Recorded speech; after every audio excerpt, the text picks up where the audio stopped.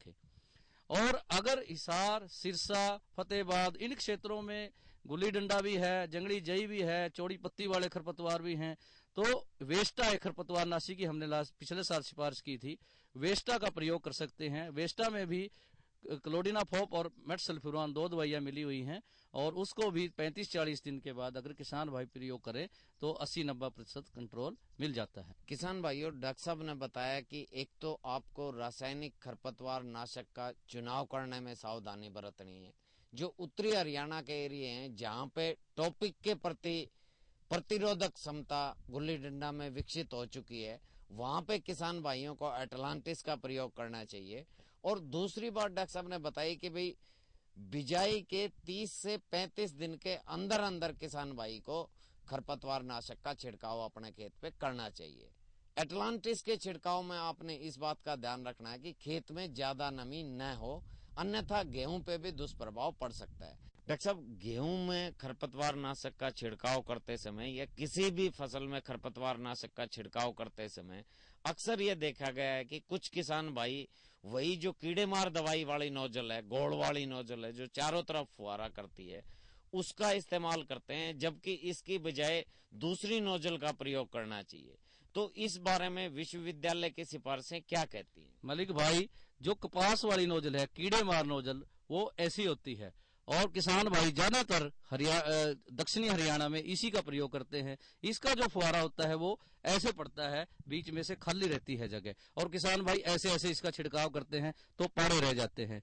इसलिए किसान भाइयों को सलाह दी जाती है या तो ये फ्लैट फैन नोजल जिसमें कट लगा होता है ये, और या ये फ्लड जेट नोजल, इन दो का स्प्रे ये नोजल का प्रयोग करें और इससे दवाई एकसार पड़ती है। जैसे आप देख रहे हो कि ऐसे इसका छिड़काव होता है, कोई पाड़ा बीच में खाली नहीं रहता, और लगातार 2-3 साल छिड़काव करने से आपके खेत से खरपतवार नाशी का सिफाया ही हो सकता है। डॉक्टर साहब, अब बात आती है जी कि दवाई की मात्रा किसी खरपतवार नाशक की तो 16 ग्राम है डॉक्टर साहब, किसी की 160 ग्राम है। तो अक्सर किसान भाई पानी की मात्रा सही नहीं रखता, जिससे कि उसकी गेहूं की बढ़वार पे भी असर पड़ता है। तो गेहूं में छिड़काव करते वक्त किसान भाई को कितना पानी प्रति एकड़ कम से कम प्रयोग अवश्य करना चाहिए? मलिक भाई, हम किसानों को सलाह देते हैं कि कम से कम 10 ढोली, जो एक 15 लीटर की ढोली होती है, प्रति एकड़ प्रयोग करें। और जो नोजल मैंने बताई है फ्लड जेट या फ्लैट फैन नोजल, अगर किसान भाई उसका प्रयोग करते हैं तो 10 ढोली ही लगेंगी। दूसरा, किसान भाई क्या गलती करते हैं, जैसे एल ग्रिप है चौड़ी पत्ती वाले खरपतवारों के लिए, एल ग्रिप में एक 8 ग्राम की डिब्बी आती है, उसके साथ एक गोंद आता है, वो जो गोंद है उन दोनों को मिला के ही छिड़काव करना होता है। परंतु किसान भाई क्या करते हैं कि एक जो असली शीशी है 8 ग्राम की और गोंद की शीशी को दोनों को इकट्ठा मिला देते हैं। दूसरा, ठंडा पानी ले लेते हैं, अभी जनवरी में स्प्रे होगा और ठंडा पानी मिलाने से उसमें अच्छी तरह घोल नहीं पाते, इसलिए जो छोटी शीशी है 8 ग्राम की, या लीटर के साथ जो 13 ग्राम का पैकेट आता है, या टोटल के साथ 16 ग्राम का पैकेट आता है, पहले उसको 1 कप पानी में, अच्छा रहेगा कि कोसे पानी में लें, अगर ट्यूबवेल साथ है ट्यूबवेल का ताजा पानी लें, न कि किसी खाल से या किसी होद्दी से पानी लें। दूसरा, गंदा पानी ले लेते हैं, गंदा पानी लेने से नोजल भी अटक जाती है और खरपतवार नाशी की क्षमता पर भी प्रभाव पड़ता है। इसलिए किसान भाइयों को सलाह दी जाती है कि गंदा पानी ना लें, ठंडा पानी ना लें, ताजा पानी में पहले उसको जो असली दवाई है वो डिब्बी को घोल के फिर उसमें गोंद मिलाएं, अच्छी तरह मिलाने के बाद उसको 10 डब्बे का घोल बना लें, फिर प्रति डोली 1 डब्बा उसमें मिला लें, आधी डोली पानी की भरकर ऊपर से घोल डालें बीच में, फिर ऊपर से पानी की भर दें। कई किसान भाई गलती करते हैं कि पहले नीचे पानी दवाई का घोल डाल देंगे, ऊपर से पानी डाल देते हैं, वो काफी नोजल में ही चला जाता है, उससे खरपतवार नाशी से हानि हो सकती है। किसान भाइयों, डॉक्टर साहब ने आपको बताया कि गेहूं में खरपतवार नियंत्रण के समय हमें बहुत सी सावधानियां रखने की भी जरूरत है।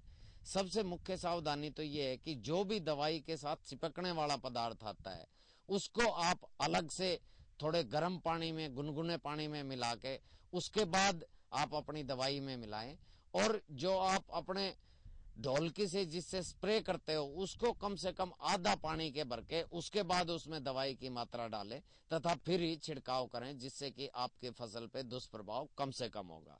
डॉक्टर साहब, आपने किसान भाइयों को इतनी अच्छी जानकारी दी, इसके लिए आपका बहुत बहुत धन्यवाद। धन्यवाद मलिक भाई। अभी हम जानकारी ले रहे थे गेहूं में खरपतवार नियंत्रण पर। इस विषय पर जानकारी दे रहे थे डॉक्टर सतबीर पुनिया जी और उनसे बातचीत कर रहे थे डॉक्टर अशोक मलिक। आइए अब आनंद उठाते हैं हरियाणवी रागनी।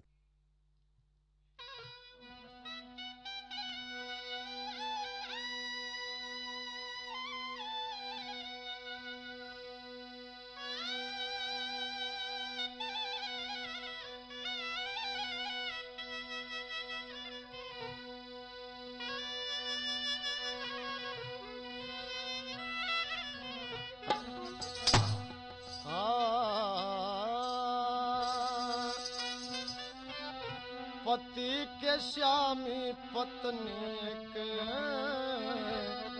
तहरीर लिखती, ओ मैं करी सू पाँच ननद के वीर लिखती हो। पति के श्यामी पत्नी के तहरीर लिखती हो। पति के श्यामी पत्नी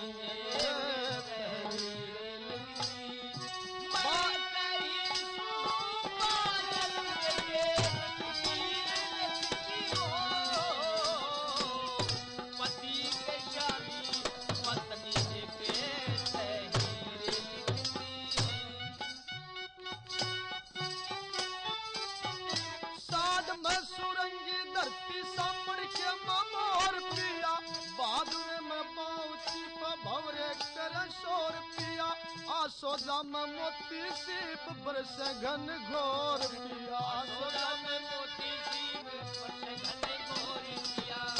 कातक में सवान हो दिलगीर लिखती हो। मैं करी ननद के वीर लिखती हो। पति के श्यामी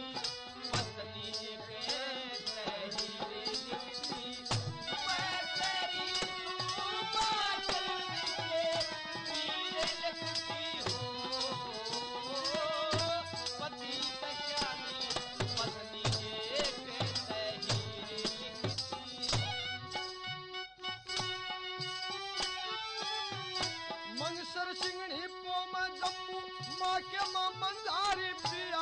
हगड़ कहिए ब्रज के माँ खेल नर नारी पिया।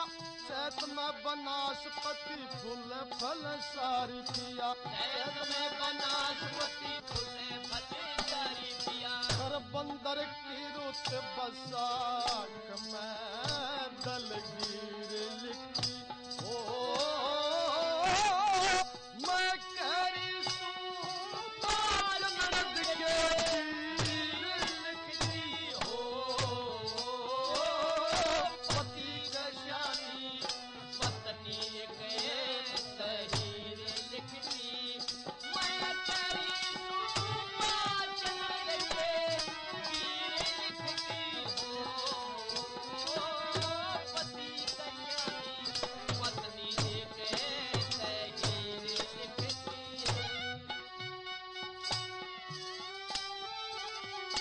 कागा कोयल जेठ के मात्रिया घोड़ी मारा मास। तेरी रानी रुत पे आरी आन के न पूरो आस। सतर हो तो सोच लिए सारी लिख दी खास खास। सतर हो तो सोच लिए सारी लिख दी खास खास। ओ 360 भेज लिए पत्थर यो आखिर लिखती हो। मैं करी लिखती हो। पति के श्यामी पत्नी के तहरीर लिखती। मैं करी वीर लिखती हो। पति के श्यामी पत्नी के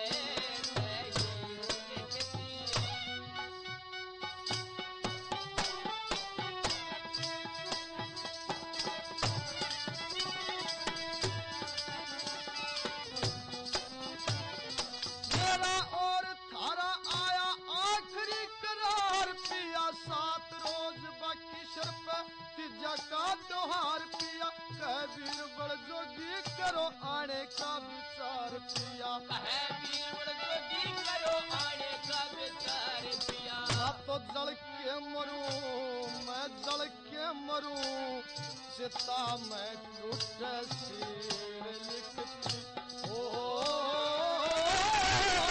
मैं कह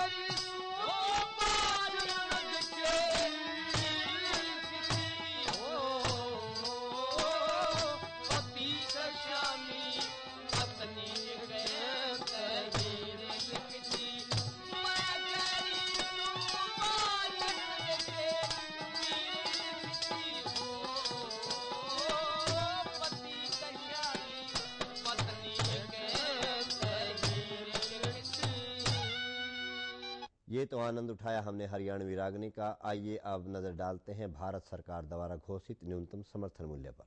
गेहूं 1285 रुपए, जौ 980 रुपए, चना 2800 रुपए, मैसूर 2800 रुपए, सरसों 2500 रुपए और सूरजमुखी 3700 रुपए प्रति क्विंटल।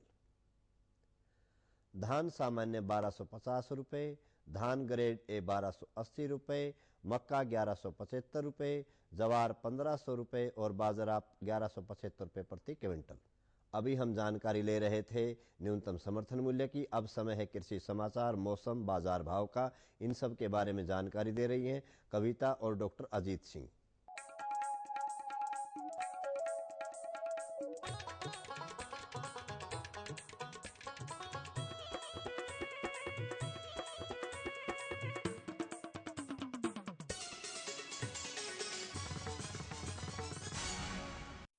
किसान भाइयों नमस्कार, कृषि समाचारों में आपका स्वागत है। आज के मुख्य समाचार। रबी फसलों से ज्यादा पैदावार लेने के लिए आवश्यक है पोषक तत्व प्रबंधन। अमरूद के बागों से अच्छी आमदनी प्राप्त कर रहे हैं चांग गांव के किसान। वैज्ञानिक तरीके से काश्त करके सफल किसान बने हैं श्री जयवीर सिंह। अब समाचार विस्तार से। फसलों से पूरी पैदावार लेने के लिए पोषक तत्वों का सही मात्रा में प्रयोग आवश्यक है। पौधों को बढ़ावर के लिए 16 पोषक तत्वों की आवश्यकता होती है, जिनमें नाइट्रोजन, फास्फोरस व पोटाश मुख्य तत्व हैं। इसके अतिरिक्त सल्फर भी अच्छी पैदावार के लिए जरूरी है। किसान भाई सही मात्रा में मिट्टी की जांच के अनुसार खादों का प्रयोग करके अच्छी पैदावार ले सकते हैं।